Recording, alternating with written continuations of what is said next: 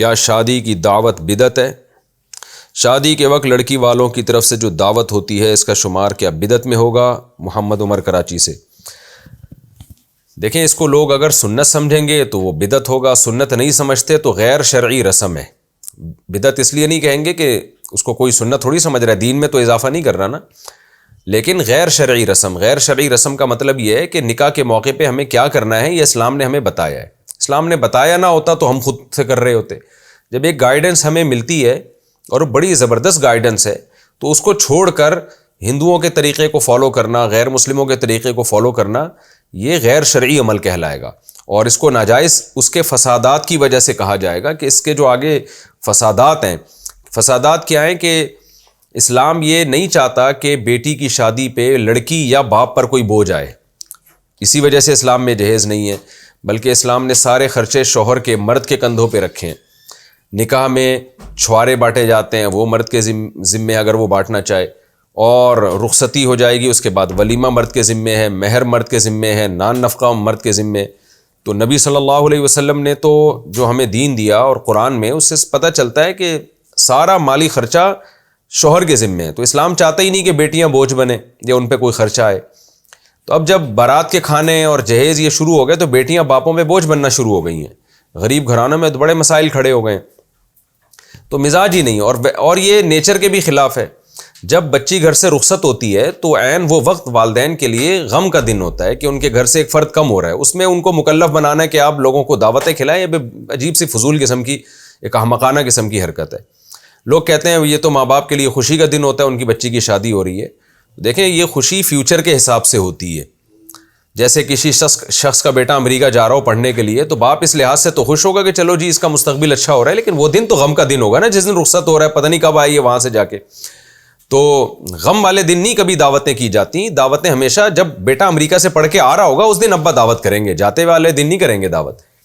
تو اسی طرح جس کے گھر میں لڑکی رخصت ہو کے جا رہی ہے وہ دعوت کرے۔ شریعت کہتی ہے تمہارے گھر میں ایک فرد کا اضافہ ہو رہا ہے، فیملی پلاننگ والے پریشان ہو رہے ہیں کہ ایک اور فرد کا اس خاندان میں اضافہ کیوں ہو گیا، اور پھر وہ اضافہ مزید اضافے کا ذریعہ کیوں بن رہا ہے۔ لیکن اللہ اس کے رسول خوش ہوتے ہیں، تو انہوں نے کہا کہ دعوت کرو ولیمے کی، اور حکم دیا کہ جو ولیمے کی دعوت کو ٹھکرائے اس نے ہماری نافرمانی کی۔ اتنی تاکید ہے اس دعوت کو اپریشیٹ کرنے کی۔ تو دلہن کی جو دعوت ہے یہ غیر شرعی رسم ہے جو لڑکی والے کر رہے ہوتے ہیں، اور یہ عربوں میں بھی نہیں ملے گی آپ کو، وزیرستان چلے جائیں وہاں پٹھانوں میں بھی نہیں ملے گی۔ یہ ہم چونکہ 1000 سال ہندوؤں کے ساتھ رہے تو یہ وہاں سے ہماری سوسائٹی میں آئی ہے یہ چیز۔ جو مسلمان بھی دنیا میں غیر مسلموں کے ساتھ زیادہ نہیں رہے نا، تو زیادہ اختلاط نہیں رہا ان میں، یہ بارات کا کھانا جہیز وہیز ہے ہی نہیں۔ سعودی عرب چلے جائیں، عرب کے بڑے بڑے شیخ کنوؤں کے مالک، وہ ایک جو ہے نا وہ ایک چائے کی پیالی نہیں پلاتے اپنی بیٹی کی شادی پہ کسی کو۔ اب شاید وہاں بھی رواج شروع ہو گیا ہو، لیکن اب آپ ان کے بڑوں سے پوچھیں تو کبھی بھی نہیں تھا، اور نہ کوئی جہیز دیتے ہیں، سارا لڑکے کو نچوڑ لیتے ہیں وہ لوگ، سارا خرچہ لڑکے کا ہوتا ہے۔ تو اس لیے غیر شرعی رسم ہے، اس کا بائیکاٹ کرنا چاہیے۔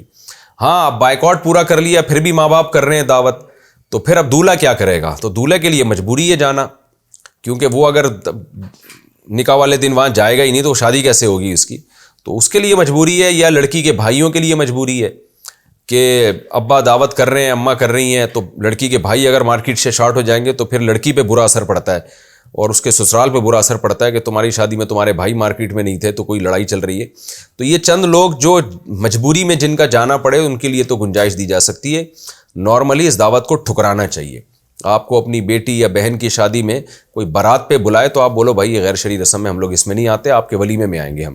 ہاں، نکاح کی محفل میں شرکت کر لیں، اس میں کوئی حرج نہیں ہے، لیکن یہ بارات کا بائیکاٹ کریں، یہ غیر شرعی رسم ہمارے معاشرے میں داخل ہو گئی ہے جو فطرت کے بھی خلاف ہے، اور اس کے فسادات بھی بہت ہیں، اور اسلام کے مزاج کے بھی خلاف ہے۔